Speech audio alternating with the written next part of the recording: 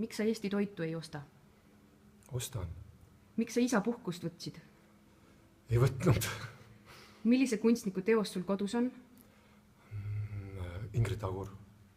Miks sa nii uhkeid kasukaid kannad? Muidu lähevad kopitama.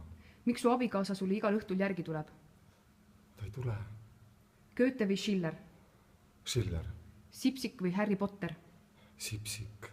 Ivo Linna või Reet Linna? Ivo. Miks su lapsed ainult jõuludel kingitusi saavad? Sünnipäevadel saavad ka. Miks sa hommikuti kunagi end välja ei maga? Laisk magama mineja. Keda sa ei laseks kunagi oma koju sisse? Putin. Mida sina oled teinud ühiskonna heaks? Armastanud inimesi. Kelle sa lahti laseksid? Laiskuse. Kuidas olla hea?